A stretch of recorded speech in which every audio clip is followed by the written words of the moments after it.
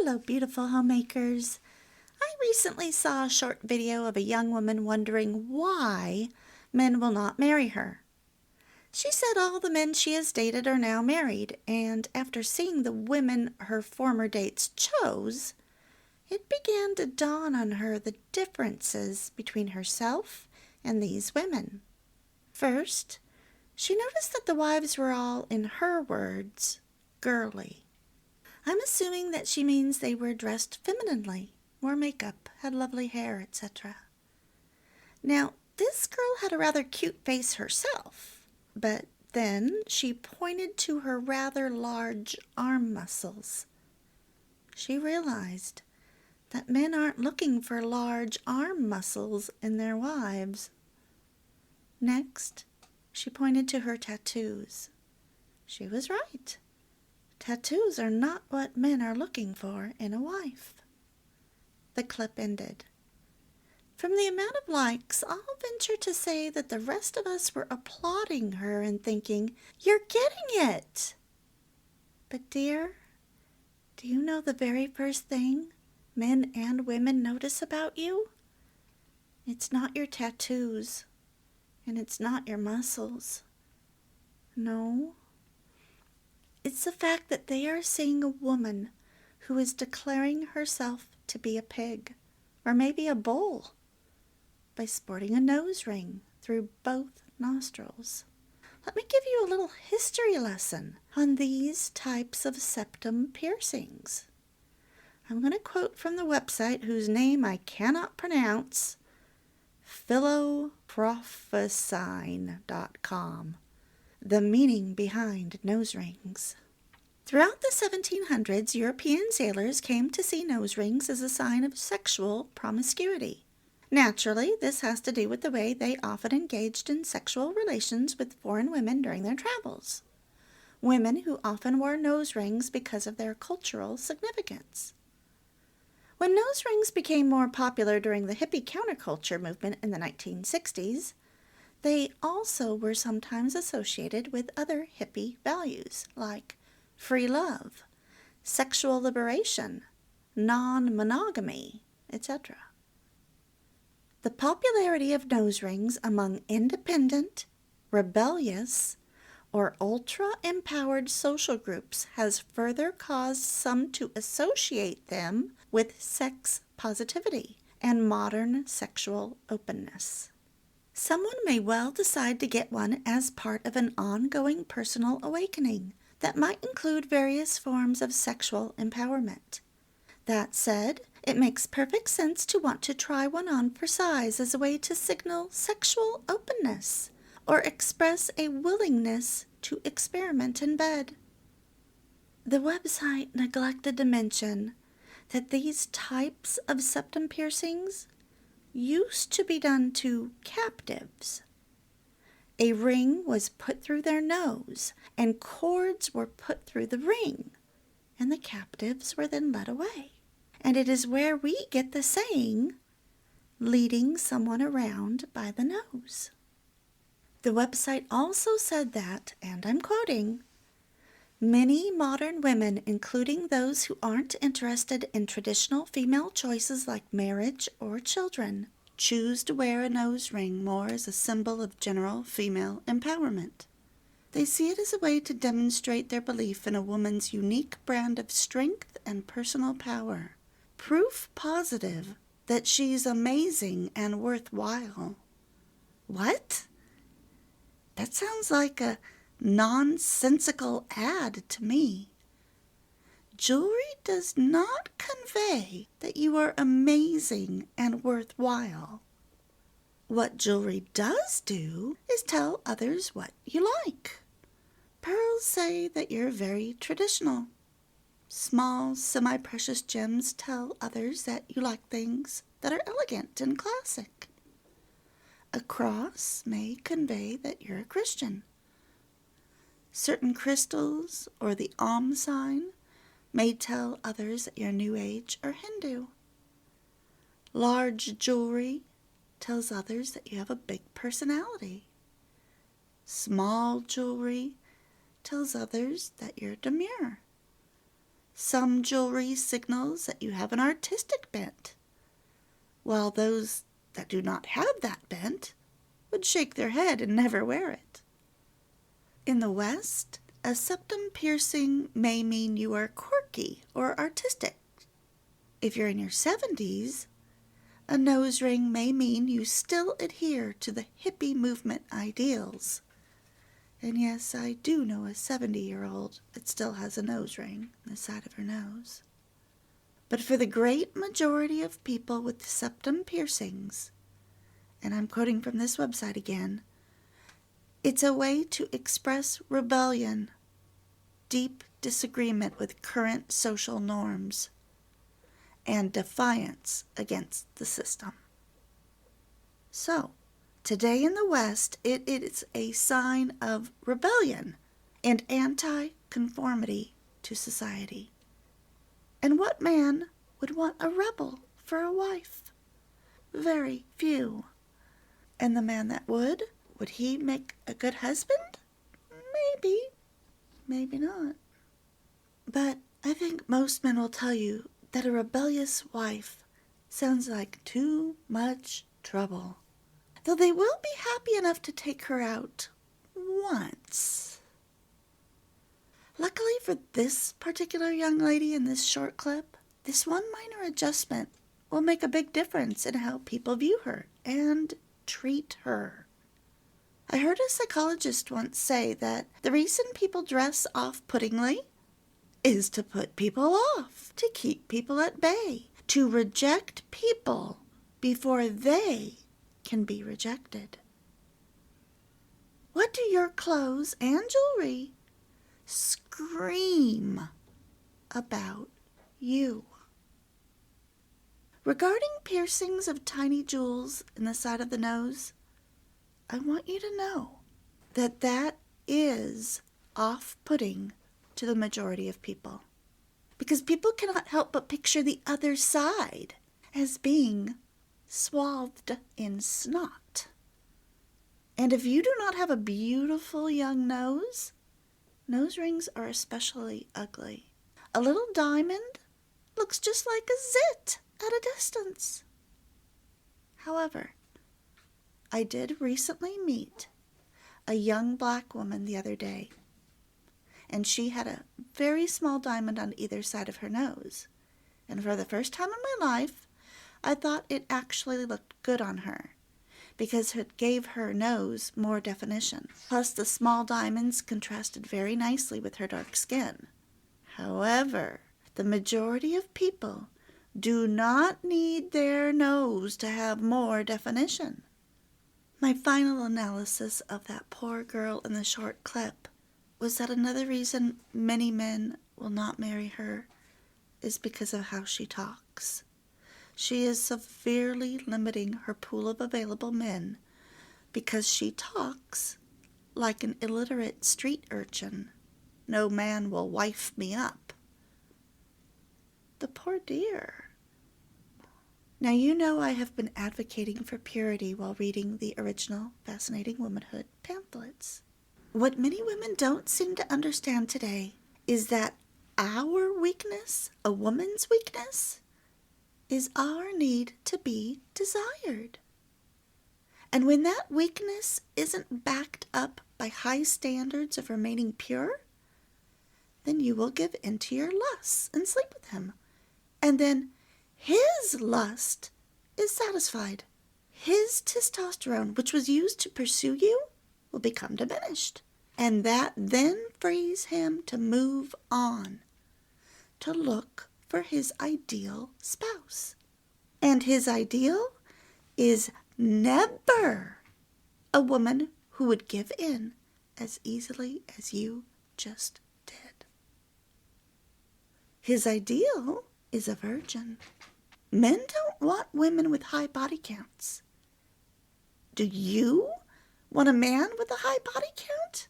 Ew, yuck. What they knew 100 years ago that we seem to have forgotten today is that fulfilling lust on both sides is not ultimately satisfying, especially for women. And it promotes disease. A man can just move on to the next woman, but women are much more sensitive to the body's release of oxytocin during intercourse. This hormone causes you to want to bond with him. You will develop a deeper desire for commitment, but he will not, because his lust has just been satisfied. You didn't give him more than a few minutes to chase you. You didn't allow his interest to become piqued about you. And once your clothes were off, there was no mystery left. So, how do you get a man interested in you without giving into his lust? From the very beginning, you have to set high standards for yourself. Unlike what the movies tell you, a one-night stand never turns into a good relationship. You will not suddenly turn into the woman of his dreams if you can just be the best lover he ever had. Not even close. I used to believe that men had to do all the chasing, but I've heard from enough men and women that today, men are super scared of women and their mean ways. Will they be accused of sexual harassment if they pursue? Without some major encouragement from women, many men today will not even make a move. So to be noticed, you have to smile and say hi. You can then walk away if appropriate and look at him from across the room. Of course, you do not stare. You give that shy glimpse and then you turn away, and you do that several times. Or, today, you can be much more bold and simply say, I'd like to get to know you better. That is, if you're not married.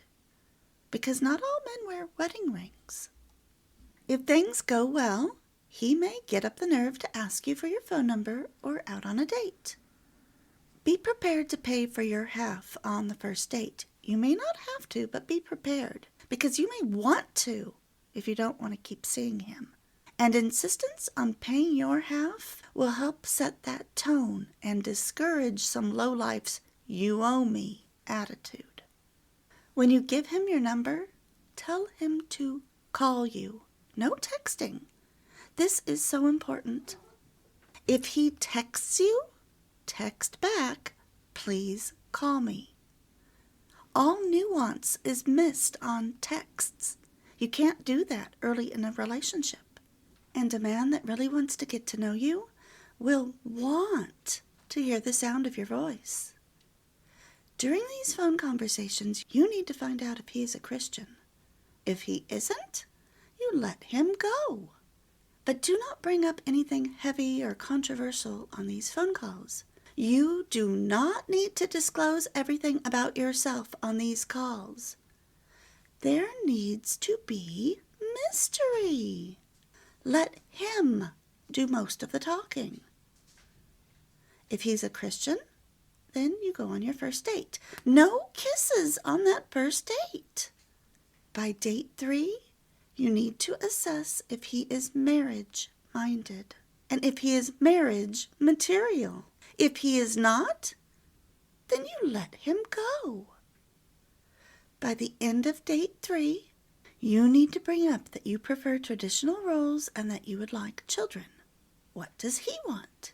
If you aren't on the same page, you let him go. When it is finally time to kiss, you can lead in first. I've been reading that today, many good men say that they will wait until you give the signal that a kiss is fine. But then you've got to stop. At some point, you've also got to tell him that while you enjoy spending time with him and are looking forward to sex, you are going to wait until marriage to have a sexual relationship. If he goes stomping off in disbelief, then you've had a wonderful miss. Console yourself by watching the movie My Name is Sara with Jennifer Beals. Do not watch the cheesy trailer. It doesn't do the movie justice. Just watch the movie.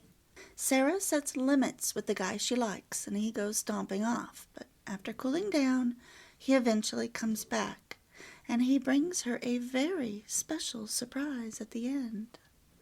It's not a Christian movie, so don't expect everything to be biblical, but it's a good example of a woman saying no. I have made this decision that I'm no longer going to give myself away to any man I meet. Good Christian men will not stomp off like a spoiled child. They may reevaluate and say that you aren't quite what he is looking for in a wife. And then again, you've had a wonderful miss because you're not wasting your time with the man who is wrong for you. You are not satisfying his lust while he's looking for his ideal. Instead, you keep your self-dignity intact and pray for God to bring you the guy who is right for you. Or, when you tell a man you are going to wait until marriage, he may test your boundaries. And if you give in, he'll just laugh to himself and say, "I thought so. She was only posing as a good girl." And then he will go off to seek a woman with real boundaries. Men talk about this stuff all the time online.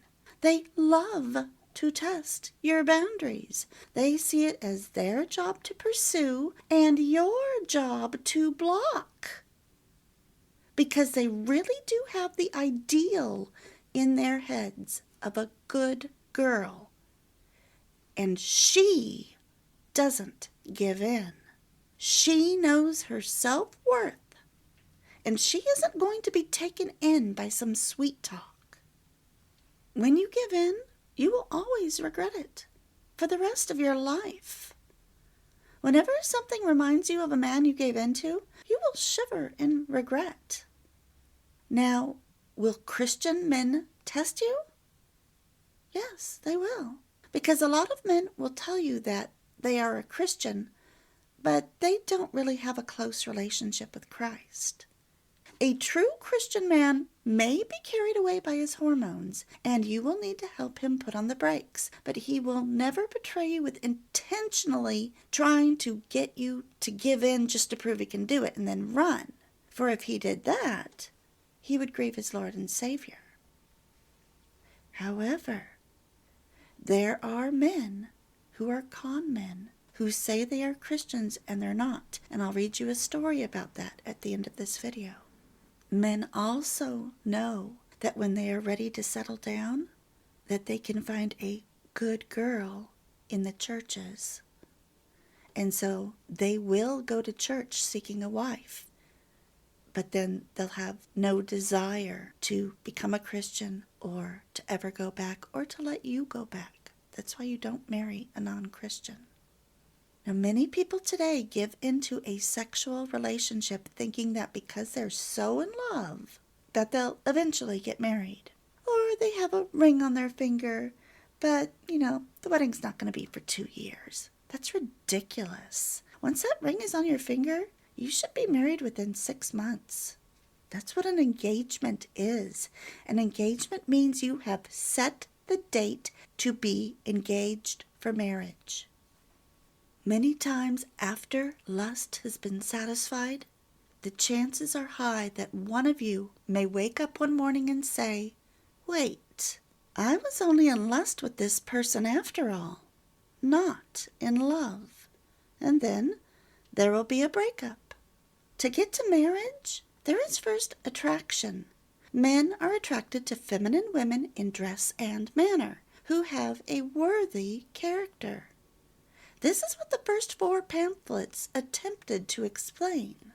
Let me paraphrase to you from Debi Pearl's incredibly eye-opening book about the brain. It's called Create a Better Brain Through Neuroplasticity. And on pages 238 through 240, it talks about the science of attraction. It says that when we meet someone whom we think is special, our brain gets flooded with dopamine and we feel pleasure. Really listening to another person and finding him amazing and attractive can do this to you and to him. Your eyes will connect. You glimpse his soul through his eyes. More dopamine is released and you begin to feel giddy. You get all warm with trembling excitement. You may even feel euphoric. As you continue seeing this someone special, your brain keeps flooding with dopamine, and you may lose interest in eating or have trouble sleeping, building your castles in the air. The fight or flight hormone also gets released, and you'll feel incredibly alert and alive. Your brain fog goes away. Everything suddenly makes sense to you, and you are no longer feeling sluggish about life. You have been primed for love.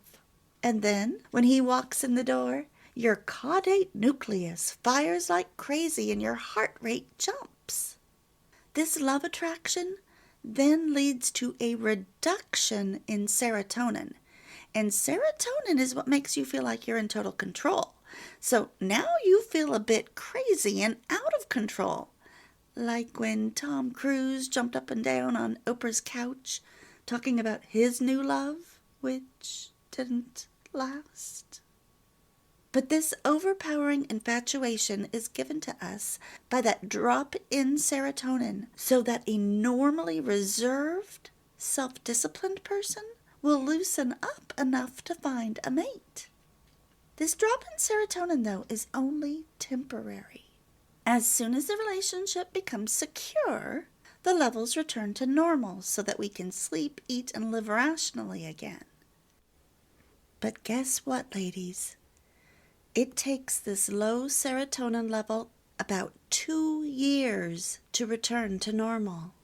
I think if women realized this, they would never give in to living with a man, because living with him without a commitment to marriage means that you are giving him the best 2 years. And then when both of your serotonin levels are normalized, without a commitment to love and marriage, he is much more likely to wake up one morning, look at you and say, yeah, this is really not what I want, and move on, so that he can feel those crazy dopamine hits again. They're addictive. He will keep looking for his ideal, and his ideal isn't a woman who could be persuaded to move in with him without a marriage certificate. Now you may be wondering, well, won't the same thing happen if I marry him? Chances are in your favor that that will not happen. Unless you've turned out to be a crazy witch who lied to him about what you wanted life to look like.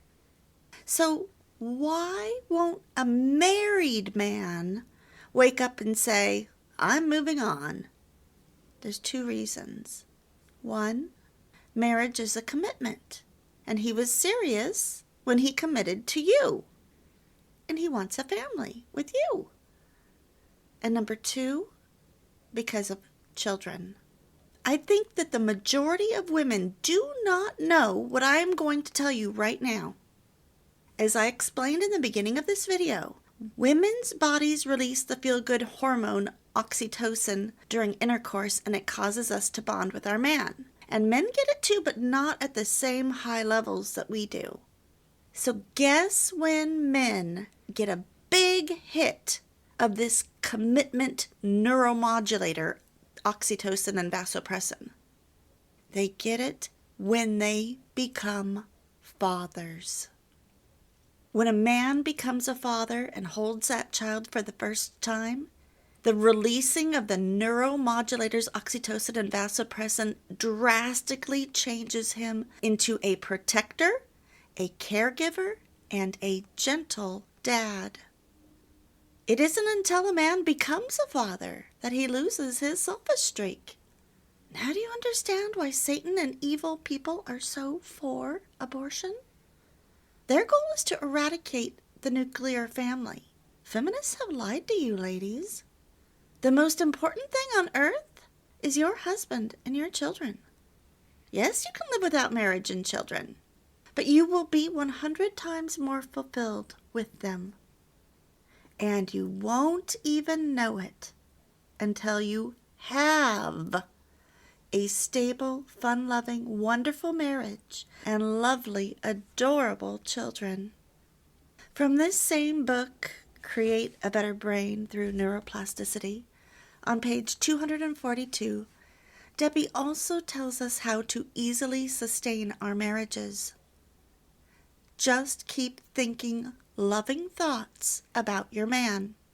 As long as you continue to think thoughts of love and goodwill about him, your brain will continue to produce the necessary neurotransmitters to continue to feel in love. But once you begin to entertain thoughts of another man in your mind, your brain will stop releasing the same amount of oxytocin and vasopressin, the attachment hormones. And without them, you will stop feeling bonded to your husband, or vice versa, him to you. He needs to keep having those thoughts of love and goodwill toward you. And if you're a stressed out maniac, those thoughts aren't going to continue in his brain. Matthew 5.28 tells us about the dangers of adultery, even in just looking. Because God's ways are for our good. So he warns us. But I say unto you that whosoever looketh on a woman to lust after her hath committed adultery with her already in his heart. God knows all about those neurotransmitters. God tells us to flee youthful lusts. Porn damages marriages. Infidelity and divorce begin in our thoughts. Our job as wives is to help our marriage thrive. What's your job as a live-in girlfriend? You don't have a job because you're not married to him. But your job as a wife is to help your marriage thrive and keep those positive neurotransmitters flowing in both of your brains. Don't listen to the feminists. It is possible to have a wonderful and loving marriage. In fact, it's been proven through several studies time and time again that the most happy and satisfied women are in traditional, conservative, religious marriages. I want to share with you two stories that are in Debi Pearl's book, Create a Better Brain Through Neuroplasticity, on pages 246 and 247, and then on page 248 and 249. I can't read them verbatim, so let me just tell you first about Denny and Renee. They met at church camp, and Renee was very sweet and attractive, and she was a virgin, and she had no idea why all the guys she had met had never shown any interest in her. Because she'd catch them looking at her, and they'd speak to her, but no one ever pursued her. And what she didn't understand was that she was dressing way too sexy for a guy to think clearly when he was near her. But then Danny came on the scene, and he was totally in command and very assertive and knew just how to pursue Renee. She, of course, had no idea that Denny was a con man. He could speak Christianese, but he did not walk the walk. He was all talk. You need to understand that a way a girl dresses and acts attracts a certain kind of man. The way she dressed and acted attracted Denny. And Debi says, I often tell young girls, if you want a true prince, you need to be a princess in manner and in dress. So Denny was confident and aggressive, and he swept her off her feet. He knew all the tricks. Those dopamine hits were firing in her brain, and she was thrilling with her love for him. And a woman's natural bent is to please a man. And he made it very clear to her that he would not be pleased unless she gave in to his demands. And right about this time that she was considering giving in to his pressure, she learned that he had met another girl at church, a different church, and that girl now had his baby. And this gave her a little pause, but she was in love. She couldn't resist him. He was so strong and forceful. She was shocked at how mad he would get when things didn't go his way. She didn't remember her dad getting that mad over little things. It was a little scary, but love would win out. She was on a dopamine rush, and she didn't have any of the serotonin to balance it out. She had never been in love before, and she really had no idea what was happening to her. Her parents tried to warn her, but she was just convinced that Denny was the one. Even though he had big mood swings and extreme ups and downs, that all depended on how things were going for him that day. He also made it clear that he loved to show her off to his friends. And the more of her that was showing, the better he liked it. And even that couldn't stop her feelings of love. That's the opposite of a man who is truly in love. A man who is truly in love with you wants you for himself. He doesn't like you showing off any of your cleavage, etc., to other men. There were so many warning signs in this relationship, but Renee was so thrilled with love that none of his problems and nothing her parents could say to her mattered. She believed that her love could cure him of all his problems, that her love would be enough. But little Renee was really in love with love itself. She really wasn't even in love with the true man. She was just filled to the brim with these hormones, with these love and attachment hormones. Well, surprisingly, Denny and Renee did get married. But poor Renee, almost immediately, she began to live in terror. She believed, once they were married, should always be married. And you certainly don't dishonor your man by telling other people, even your parents, about what is going on behind closed doors, even if he is violent to the point that you fear he might kill you. Thankfully, by divine providence, a truck filled with men, real men, were passing by and saw Denny in an act of violence toward his wife, and they called the police. She was able to escape that relationship. She was able to get a divorce. And guess what Denny's doing again? He's back visiting churches, looking for the next vulnerable, hot virgin. And Renee learned that there were at least 3 other girls he found at churches and discarded after use. Debi says that the moral of this story is twofold. 1, trust wise counsel. Take heed to warning bells. Don't get caught up in feelings because sometimes your hormones are lying to you. And number 2, guys who are scared and shy, they aren't suave, they may run into doors looking at you, they're tongue-tied. Those guys, they're the ones that are most likely the good guys. Men get very nervous around us when they like us. They can completely change. In fact, I'm reading a book called A Christmas Visitor by Anne Perry. On page 88, it had a great description of a man in love, and this is what the paragraph says. He replied a little stiffly. She might have thought it was coolness, but Henry could see the uncharacteristic awkwardness of Ephraim's movement. His usual ease, which had its own kind of grace, was entirely vanished. He was at a disadvantage which was unfamiliar to him.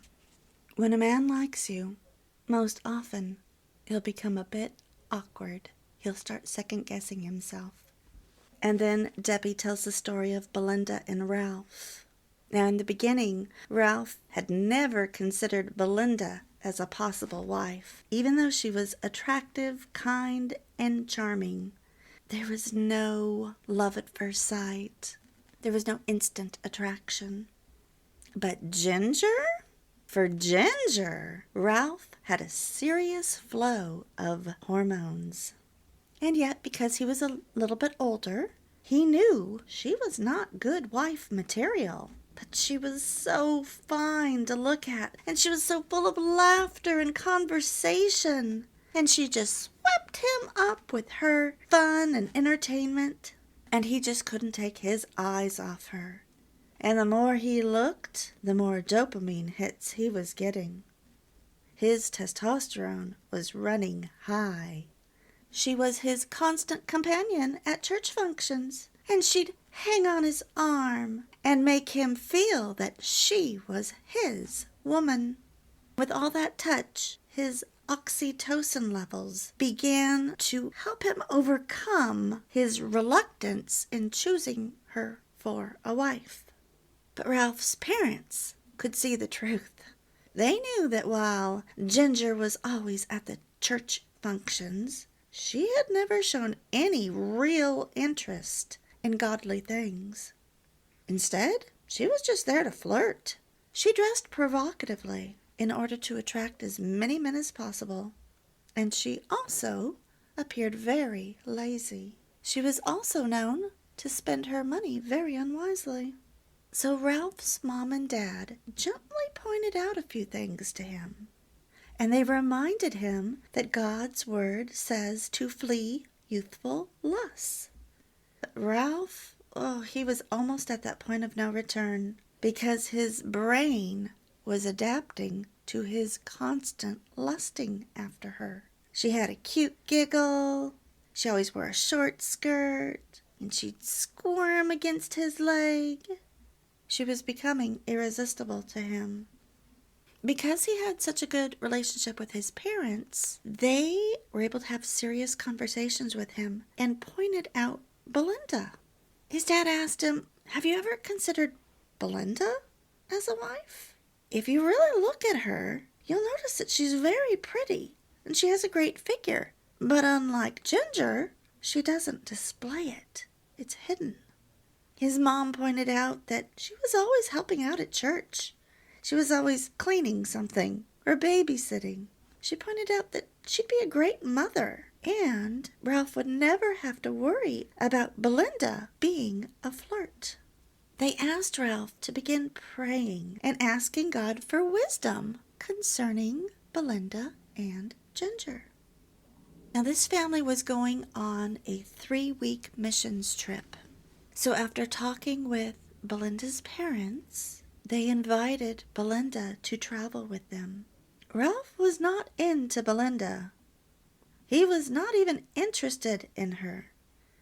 But because he loved and respected his parents, he was willing to be nice to Belinda and get to know her a little. But he really thought that nothing would come of it. Well, this mission trip opened up his eyes to the plights of other less fortunate people. It gave him a wisdom and sobriety that might have taken years to acquire. And because Ralph's parents had planted the idea of Belinda in his head, he then couldn't help but visualize her as a possible wife. She was sweet. Since she was so shy, it was a little bit difficult to get her to talk. After a few days of working side by side, though, she did begin to open up a little. He enjoyed watching her really get into a project, and he noticed that she not only pulled her share, but she did extra work. He could see that she was a high-quality woman, and he began to admire her. Eventually, his brain began to release small amounts of the neurotransmitters which helped result in attraction that his pheromones had failed to provoke, like they had done with Ginger.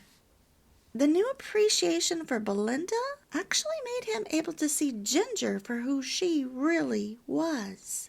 But he needed that space away from her to put things in perspective, to give his brain time to calm down. He realized that he wasn't so impressed with Ginger's sexiness and silliness anymore. When they got back from that missions trip, his friends began joking with him that he was back just in time because Ginger was casting her charms on Jerry, and Jerry was moving in fast. And that's when Ralph realized he wasn't even jealous, and he wasn't mad at Jerry like he would have been 3 weeks earlier. In fact, he was relieved because he realized he might have married Ginger, and this might have been his life, always having to wonder if she was flirting with some other guy. His wise parents had planted an idea in his head, and then they provided the opportunity for him to really get to know shy Belinda.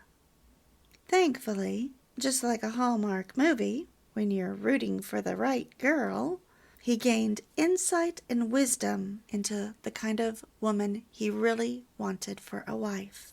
And Ralph and Belinda married and lived happily ever after.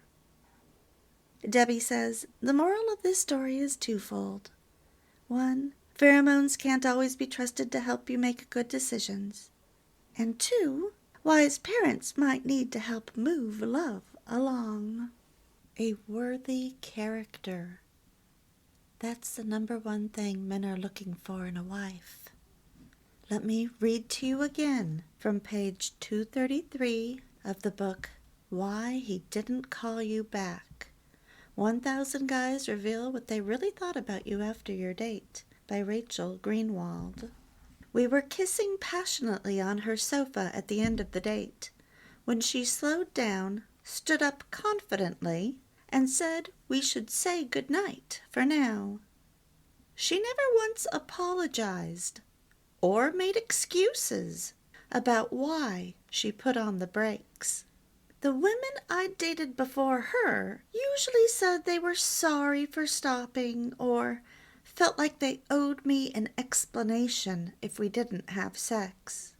This one impressed me for her utter self-confidence. It's not like she was playing hard to get. She just made a decision, and that was that. I had no doubt I wanted to see her again, and I'm sure she knew it. Jordan, age 32. Watch that movie, My Name is Sara, if you need to see someone say no, to put that in your head. And I feel like I should offer a disclaimer for that movie and the movie I'm going to recommend next. Both movies should be watched after the children, if there's any in your house, are in bed, because they deal with adult subjects. Even though nothing is explicit, it's not for little ears. And we need to be more careful about what we subject children to. And in the next movie I'm going to recommend, they deal with the subject of that Christmas Eve visitor. Both movies are not Christian, so do not expect perfection.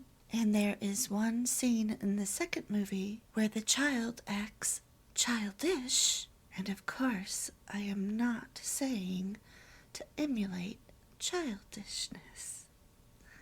Okay, we can move on now. To wrap this up, even though it's no longer Christmas time, watch the movie If You Believe from 1999. It's about a bitter 37-year-old woman named Susan who is visited by her 7-year-old self. This 7-year-old is who you should be like.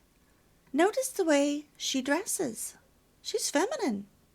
She has curls and bows and lace and bright colors. She dances and sings and takes time to do things that she loves. She is full of laughter and joy. When a man calls you his little girl, he's seeing that 7-year-old in you.